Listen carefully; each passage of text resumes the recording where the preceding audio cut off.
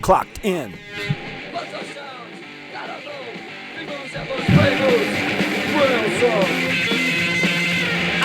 Gotta be on time. Gotta collect my reward. I've gotta stand in line. Makes me feel so fucking bored. Fight, buzzer sounds. Gotta move. Emotional rainbows. Real song. Clock, box orders I made. I can't get them back. No matter how I try. Can't get that fucker off my back. No, buzzer sounds.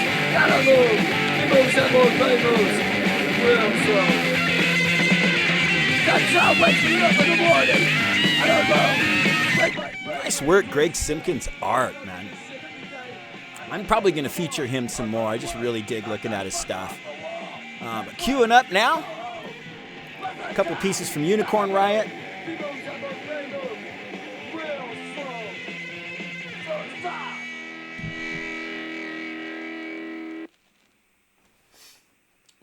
Check out the description here. Like I said, I've got 2 videos picked out from them from this action. There is a full-length video that they put together. If you go check out their channel, you can watch the whole thing. But these are sort of 2 highlight videos from it, and they're both 3 to 5 minutes each. And I haven't watched them, so we're going to watch them together for the first time. But this description reads, construction for the tar sands pipeline expansion project on Line 3 continues in Anishinaabe territory in northern Minnesota in below zero temperatures. Enbridge's contracted companies like Precision Pipeline carve out the line's pathway, fell any trees in the way, and lay the pipe in the ground. However, because of the persistent resistance movement, work stoppages, or at least work interruptions, are common. On February 10, 2021, 2 people, including Dylan Bremner, locked down to a digger on a work site. Bremner told us that the digger they were on was successfully halted for 3 hours. However, after 30 minutes into the lockdown, the foreman told the other workers they could continue. In addition to Bremner and the other person who locked down, 4 others were arrested. February 10 was also the arraignment hearing for 3 other line resistors out of about 120 who were arrested during direct action since Minnesota approved the final permit, a construction stormwater permit, for the expansion project on November 30th, 2020. Cue it to the beginning, and here we go, fam. I'm here in the very, very freezing cold of northern Minnesota from Atlanta, Georgia, talking about the action that happened on February 10th. So basically, yeah, we walked right onto the easement and slipped a lockbox onto. So the digger stopped basically as soon as we walked onto we were approaching the digger, and the digger stopped, and the arm was on the ground. And we basically just hopped onto it and padlocked our arms together inside a lockbox through the arm of the digger. So the digger obviously we're also sitting on top of the box of the arm, and so the digger couldn't function anymore. But the rest of the work just kept on happening around us. After half an hour, the foreman was just all clear, and the other machines just started up again. And this one digger was stationary because we were on top of it, but the other ones just kept running around us. So it was this kind of bizarre moment of just sort of having this great vantage point to watch this awful pipeline being created, and we did successfully stop this one section for about 3 hours, so that felt really successful.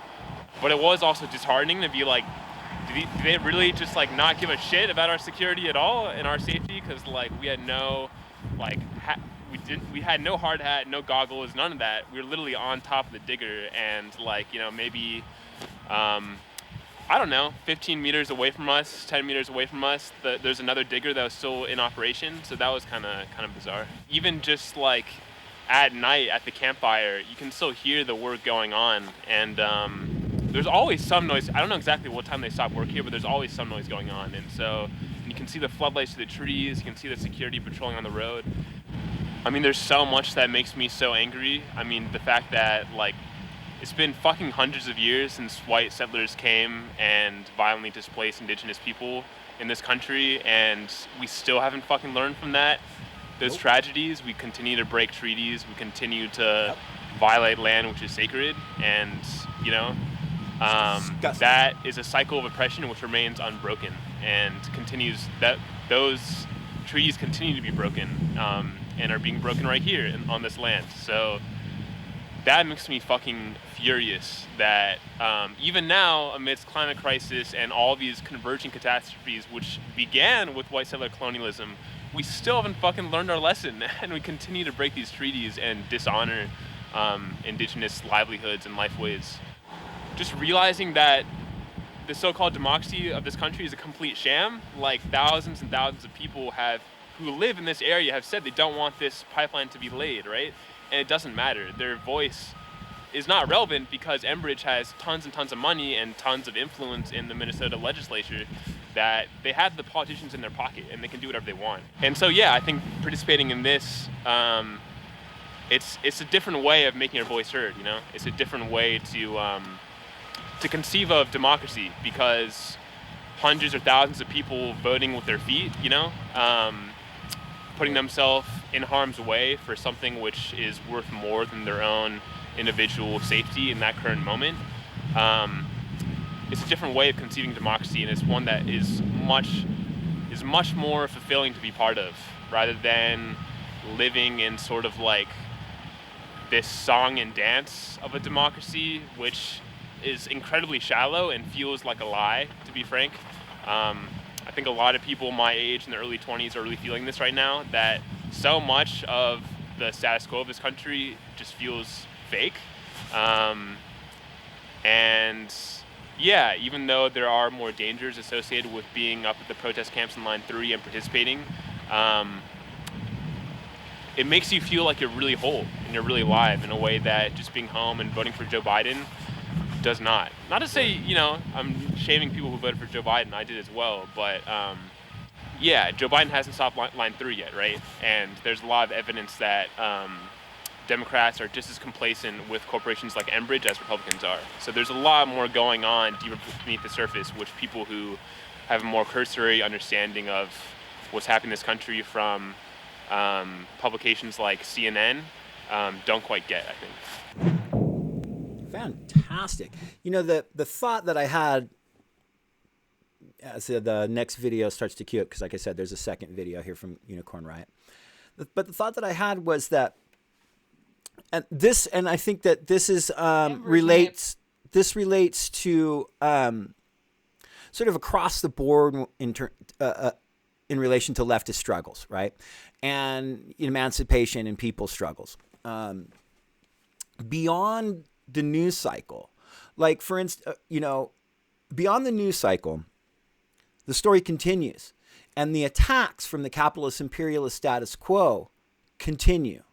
When we have victories, or just when things maybe just move out of the foremost of the news cycle, the story continues.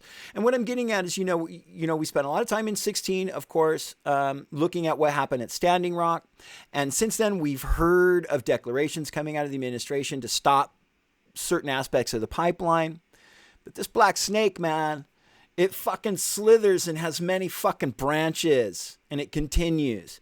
And just because you might hear about one branch of it being shut down, which is an immense fucking victory that was in every situation where you hear about that, hard fought by many indigenous people, sacrificing and really, really putting the full 24/7 effort into achieving that victory. But and it has to be recognized, and it has to be appreciated and learned from, of course.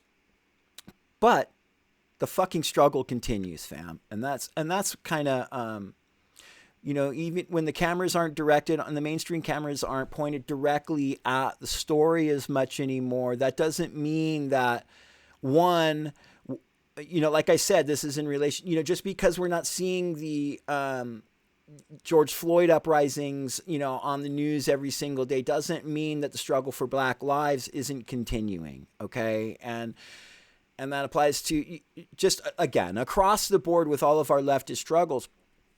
It's important to get the message out. It's important to educate people about what's happening on the ground and whether, even our defeats, but of course our successes, we have to fucking take a moment and celebrate them, of course, but let's always do our best to keep them in context of the broader project, right? And never, ever fucking forget that until the capitalist imperialist status quo is eliminated, all efforts of the people, of the workers, of the indigenous, of the oppressed classes, of the oppressed minorities, whether it's black or brown people, indigenous people, trans people, will continue. The unrelenting and violent, brutal attack and oppression of these communities continues. The second we have a victory, they reform and they come at us again. Okay? So those were my thoughts as I was listening to that. And I just appreciate the ongoing efforts of people like Unicorn Riot,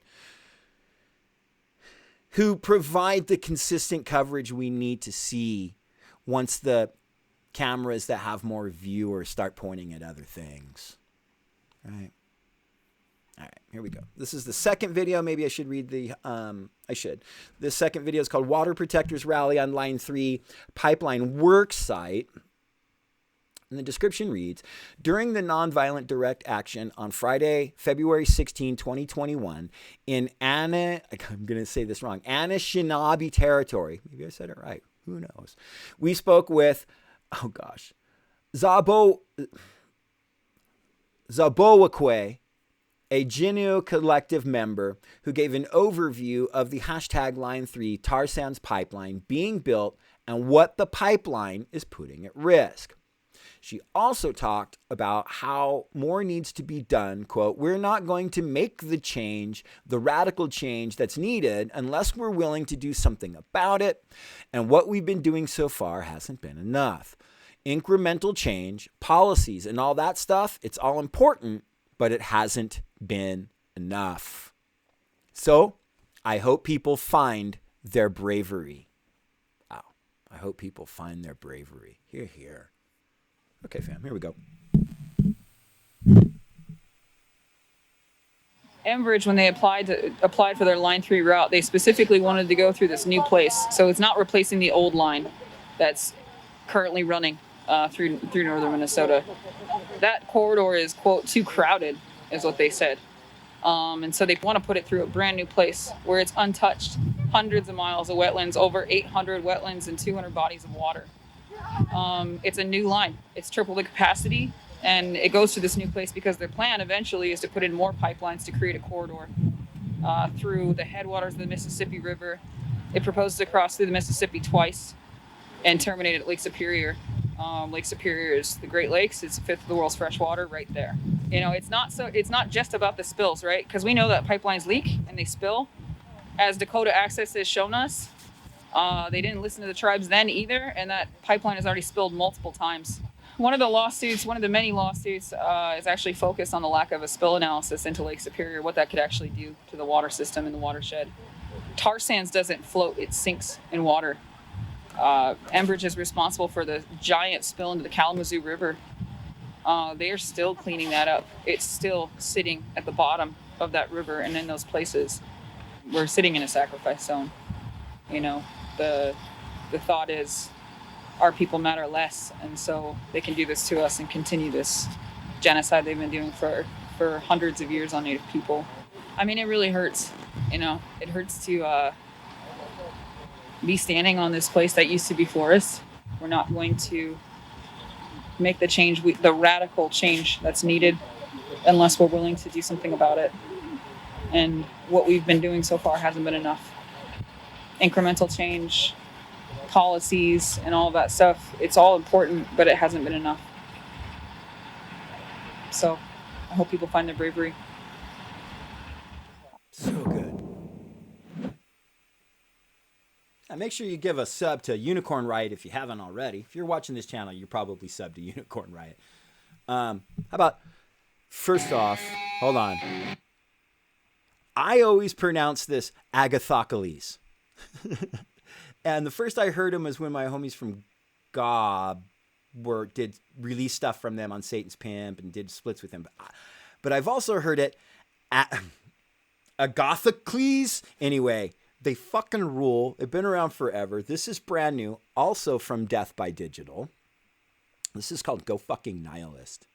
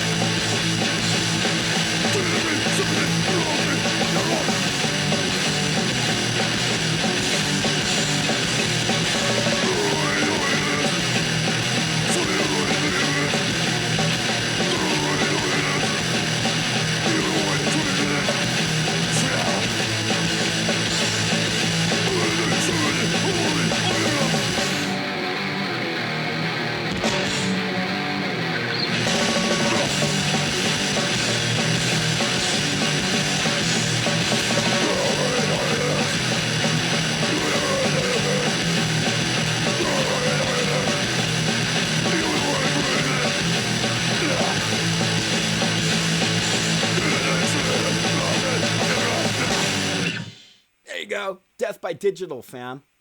Agathocles. And the reason I love doodling. Agathocles, Agathocles, whatever. They're fucking rad. And what I have queued up over here, though, is Swingin' Utters.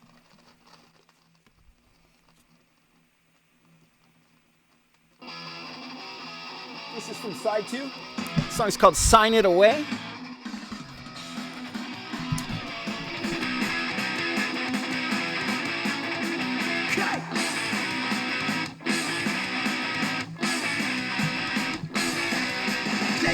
And this is channel is Lena Danya. This is I painted myself underwater, oil painting time lapse.